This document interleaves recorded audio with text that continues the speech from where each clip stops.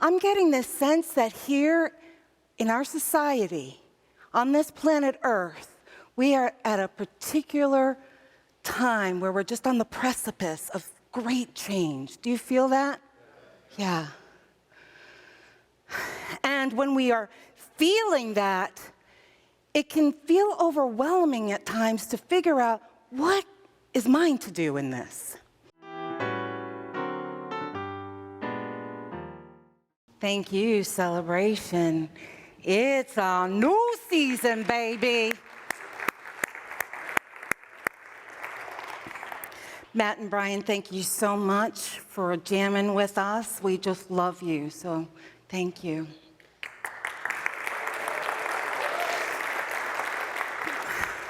We've got an amazing team. We've got such talent in this place. And so today what we are going to do, we are going to talk in depth about Unity's fifth principle. You know, the one that says, through our thoughts, our actions, our words, what? We live the truth. We live the truth, we know.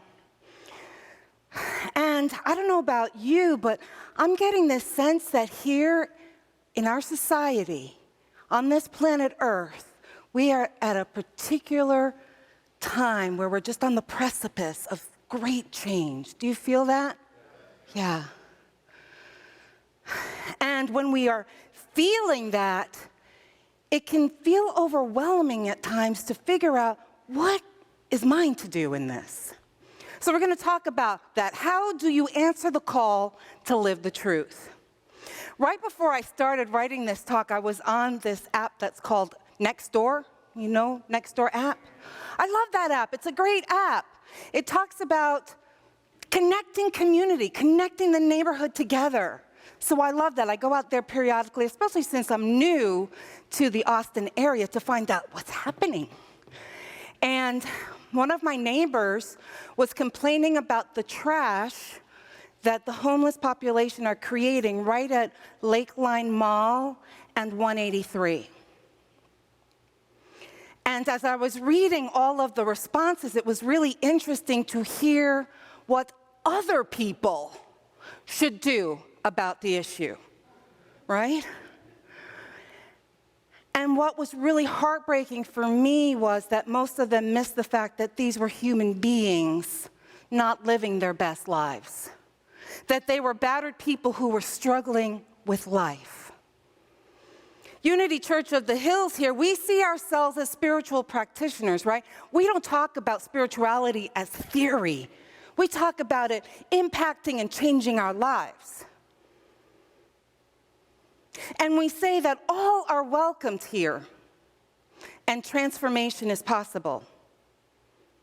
And yet, I wonder what our responses would be to the garbage that has been created by the homeless. I wonder what our responses are when a homeless person simply hangs out at the grounds here and maybe takes a break from the heat by coming inside. I wonder what our responses are to the people in Afghan who are being beaten, tortured, and killed. You see, these are all tough situations, but they are here to ask us to respond from our highest self. Being the spiritual light in the world does not mean passivity, my friends. When we see abuse, neglect, or poverty, guess what? There's something for us to say and do. Being a frequency of love in the world means it is necessary for us to speak a strong no if we see something that is no longer acceptable. We are being called from Spirit to say no to any treatment that is less than human. Less than human. No one deserves to be treated less than human. Thank you. Thank you. So what happens once we say no to anything less than love? Once we awaken to the injustices in life? Well, the answer is short. We are called by Spirit to act. That's it. We are called by Spirit to act. often in New Thought spiritual communities, we kind of get stuck when action is needed. I think it's because we haven't had a lot of practice in how to act from our power-filled divine nature. I'm not saying we aren't loving people. Of course we are. And we've spent a lot of time recognizing there is only one presence and one power in the universe. God the good, God the magnificent. We understand that we co-create through our thoughts held in mind, and we practiced harnessing our thoughts and reframing our perceptions of the world around us. We've practiced using affirmative prayer to harness our power to co-create. We've practiced meditation to center in truth and love, which enables us to walk in the world as a loving presence. But you know what we haven't had a lot of practice doing?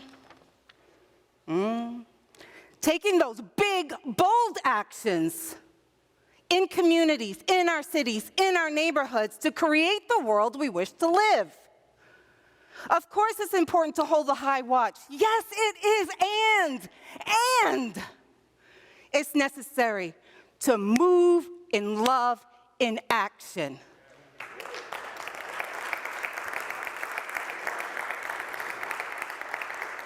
Now, I know some of you are thinking, but Rev Sheree, we do stuff here. I know you do. And that's really cool, and that's what's attracted me to this community.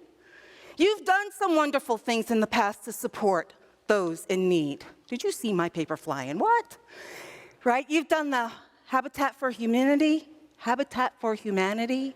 hands-on housing. You've done interfaith work. You've supported those in the aftermath of Hurricane Katrina. And those are powerful actions. And a lot of them were a long time ago, my friends.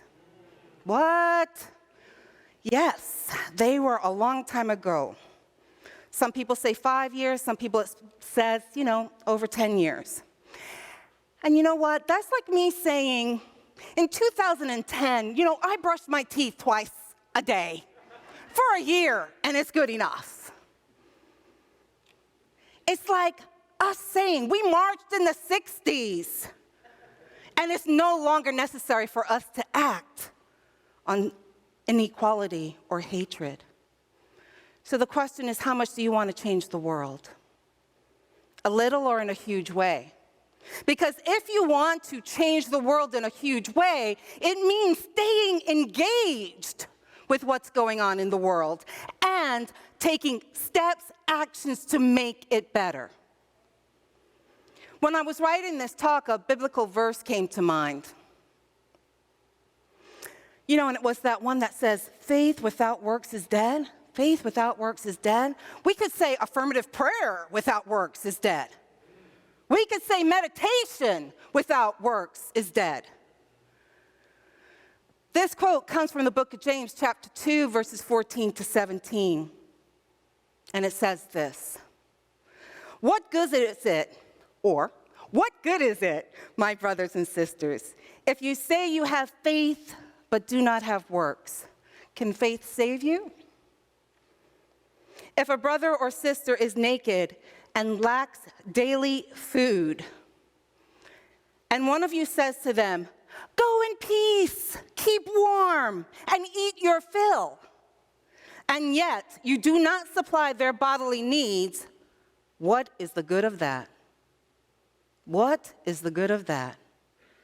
So faith by itself, if it has no works, is dead.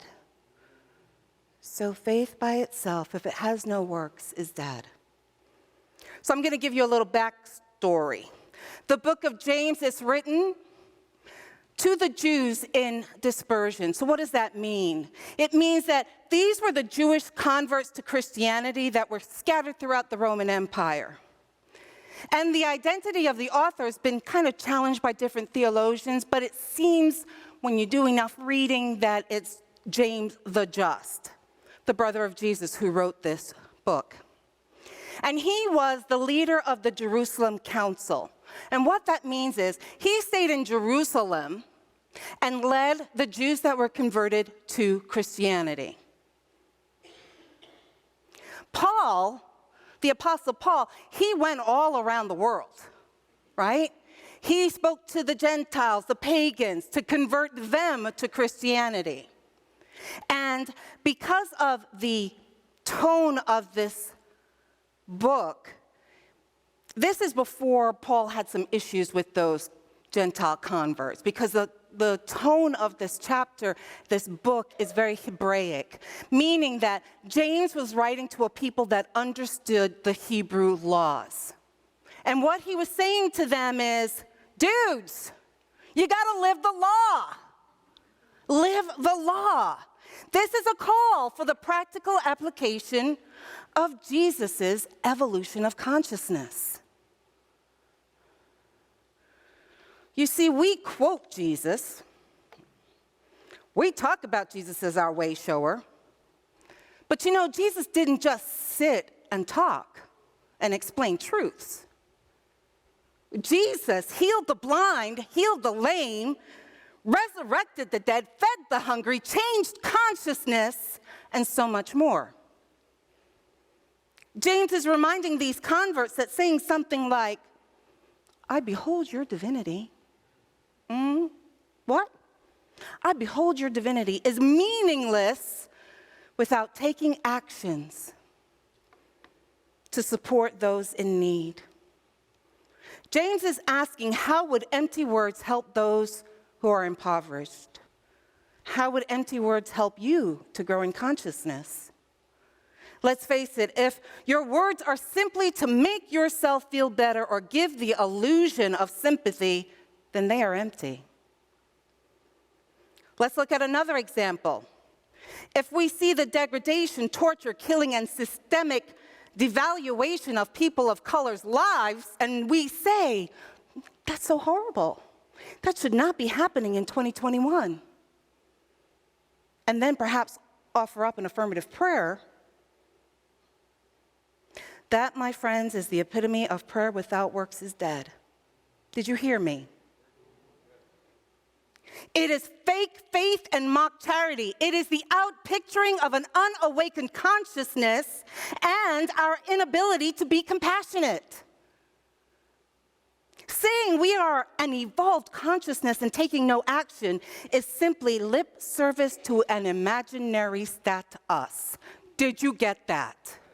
I'm preaching today. Gloves off, baby. We're preaching today. Our works must manifest as the practical application of spiritual evolution. That's what we're being called to do. Walking in the world as an awakened consciousness means, yes, we pray and meditate. We also look at our unconscious biases that allow us to support broken systems in place, which can only thrive our ignoring those who are in need. So let me say that again. We look at our unconscious biases because they are supporting systems that can only thrive by the detriment of others. Others in need of homes, need of income, need of equality, need of security. And once we challenge those inaccurate beliefs of separation, we then must take action to eradicate the systems which abuse those less fortunate. How can we do anything else? It's a threefold process. Total engagement of our mind, our soul, and our body are required.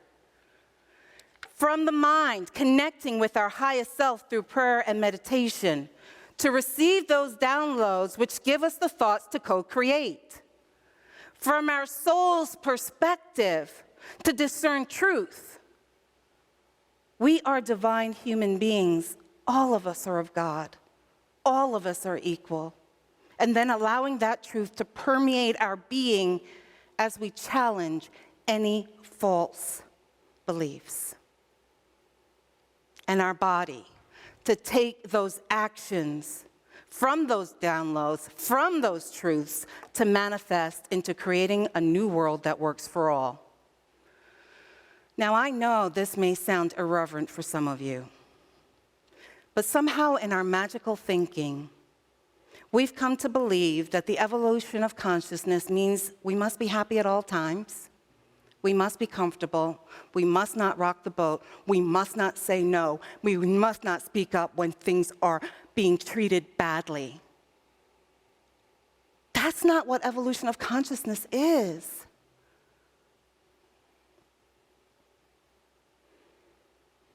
Evolution of consciousness means we allow all of the emotions that we experience on this planet, first of all, to be acceptable. All emotions are necessary, just as the rain and sun are necessary. One is not better than the other. We need both. We need all of it. It also reminds us that all the experiences that we have in our life is for our highest good. But here's the other piece of that. Evolution of consciousness means we aid our brothers and sisters, knowing that they are of God. Therefore, they are of me, they are of you. Evolution of consciousness means I can change beliefs that no longer serve me and are not of truth. Evolution of consciousness means I know there is enough for all and I can never outgive God. Evolution of consciousness means I am my brothers and sisters' keeper. Evolution of consciousness means I may be afraid, but I have enough faith to take action on behalf of another. So when we ask ourselves the question, what is ours to do? You know, I've got some suggestions for you. My first is always to start with love. Let love be your guiding compass. And then first, love yourself. As you look at your unconscious biases, do so without judgment. Because here's the thing, my friends. If we were raised in Western culture, we have biases. Each and every one of us does. I have biases. I work at them. But we all have biases. And ours is to discern what they are, release them, and create new ones. If we're co-creators, we can create new beliefs. It's possible. Second, love others. So as you observe actions that people are taking imperfectly or imperfectly to make a difference in the world, observe them without judgment. Observe them without judgment. Because you know what? Their actions are going to run the gamut, anger to apathy. And know that they are doing the best that they can in that moment. So when you see the homeless underneath the underpasses of 183 or any other highway, instead of sitting in judgment of them, how about they're doing the best that they can? How about thinking, what could have happened in my life that would have made me believe that that is my only option?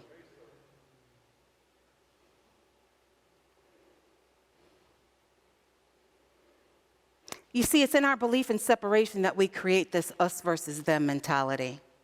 And we forget to love our brothers and sisters as ourselves. The roots of biases in this country, they are long, and they are multi-generational. And you know what? That means it's going to take a long time to work that through. But we can work that through. The next is to focus then on what your next step is.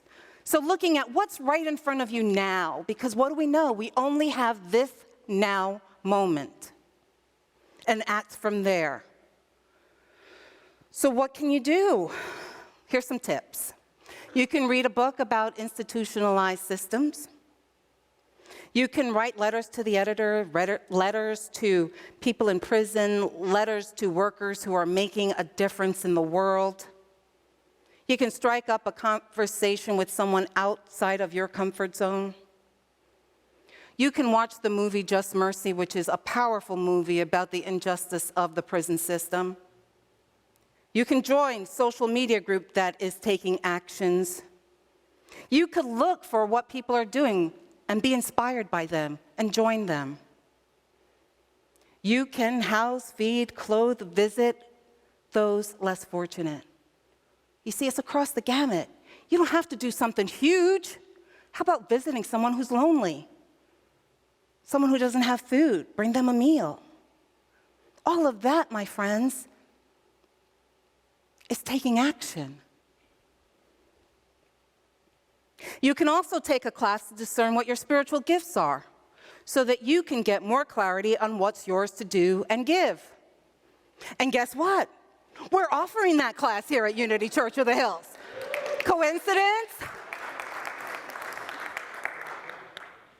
That class is starting on September 19th. It's a 3-week class with 2 weeks of practical, how are you going to use your gifts once you've discerned what they are? How about that? And then we're going to have a party on 11/7 where we get to celebrate all the things that you've done in that 2-month period using your gifts.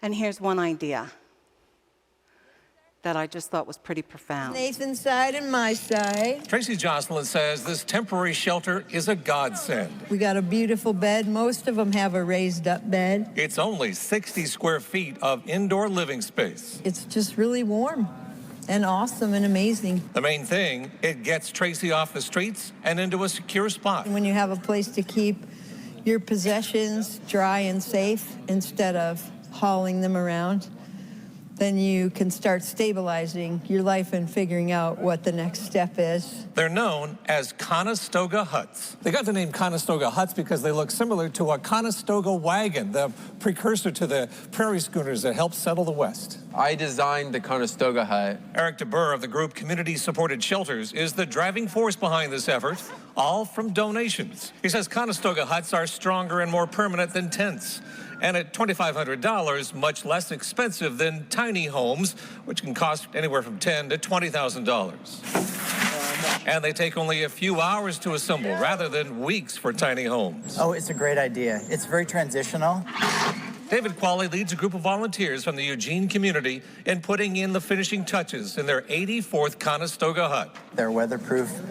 They're insulated, they're lockable, which is really important because a lot of people on the street lose their stuff. I would say this place pretty much saved my life. James Clapp lives at the Conestoga Hut Village designed especially for veterans. There are several of these group sites around town, and they're empty during the day, with people living here out in the community getting mental health services and job counseling. Where I'm going to go from here, I'm looking for new employment opportunities. But Eugene is one of only 2 Northwest cities to embrace the idea of dealing with homelessness in this fashion. They look nice and they look orderly, and so I think people in the community appreciate the look of it as well. It was fantastic. It gave me a stable place to operate from. And Jeff Howard says the program works. He's gone from a Conestoga hut to his own apartment and a future.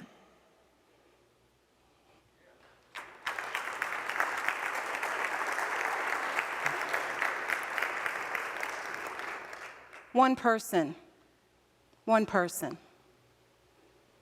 Now, if someone here, a group here, as you're looking at your gifts and you feel called to do that, Graham and I have decided we will fund the first house out of our money. This is important stuff.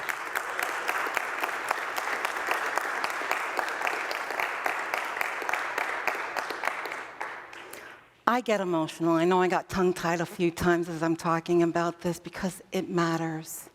It matters to me, and I'm passionate about it. And because I'm passionate about it, don't hear that that means everything else doesn't matter. This is my passion. What's your passion? You know, maybe your passion is to teach others how to center and to meditate, and that's good. We need all of it, my friends. We need all of it. So just hear that before you start writing me emails. Just hear that. Lastly, be patient with yourself and others when you start this process. Do baby steps. Find something really small to start with. And as you take those steps, you'll find that the steps get bigger. You'll start running. Doors are going to start opening. And it's a whole new way of being. So be patient with yourself, be patient with others, because guess what? We are going to do this very imperfectly once we start going. We're going to make a lot of mistakes because we know mistakes are the stepping stone to something greater, right? So I invite you to really jump into this fall faith that we're doing, looking at our spiritual gifts and pushing outward into really making this world a place that we get to say, yeah, I touched that. Yeah, I helped over there. And that's better because I was there with that.